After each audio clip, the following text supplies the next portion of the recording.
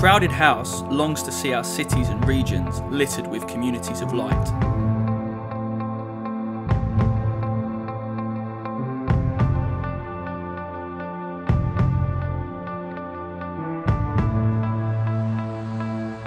At the front line of this vision are our gospel communities. Gospel communities are small groups of believers living life on life together on mission. Loving as Christ has loved us, displaying to the world what God is doing in gathering people under His Son, Jesus, and calling those around us to follow Him. This is church at street level.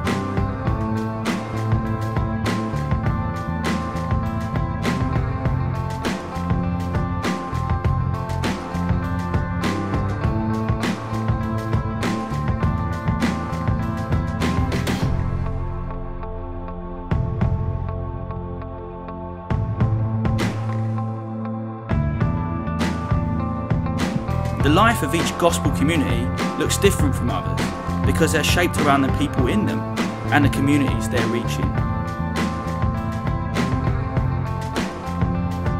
It may even look different for each individual within a gospel community. However, the primary shaper of these communities is the gospel itself, and so there are clear similarities between different gospel communities.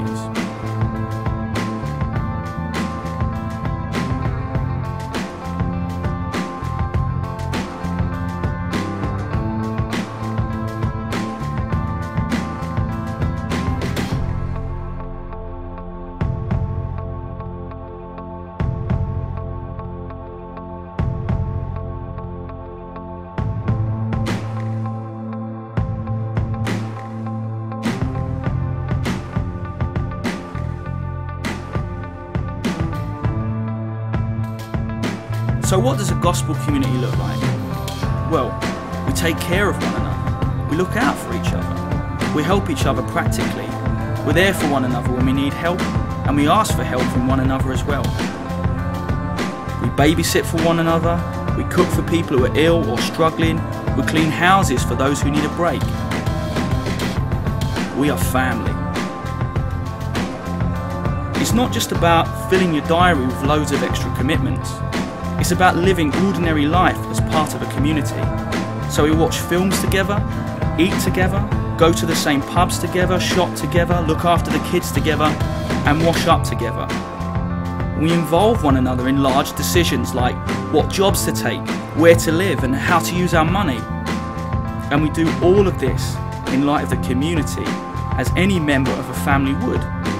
And ultimately, we do this in front of a watching world, and call people to come and join the community God is creating in King Jesus.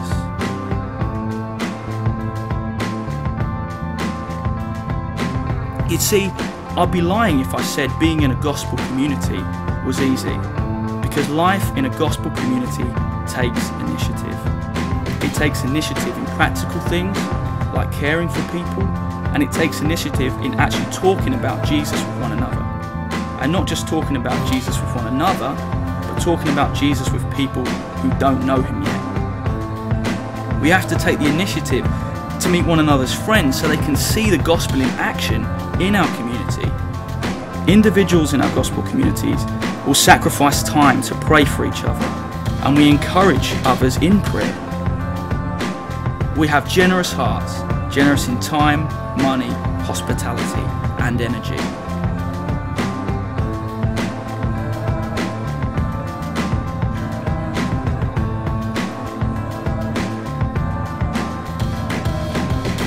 Gospel communities also regularly get together with other gospel communities in gatherings. Gatherings are when we come together to hear God's word, to pray together, to encourage one another by singing, meeting, chatting. We long to encourage one another to continue living out what it means to be part of God's people together in our gospel communities.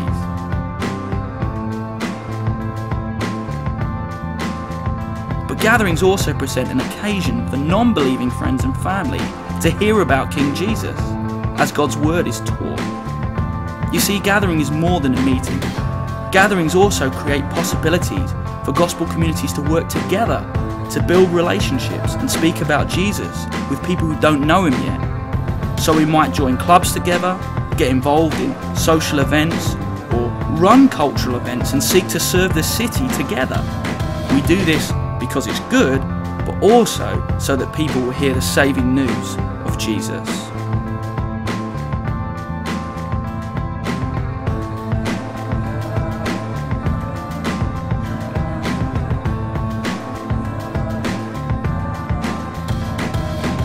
Life in gospel community certainly isn't about being perfect, but it is about growing together as a community that increasingly looks like Jesus and displays our King to the world around us.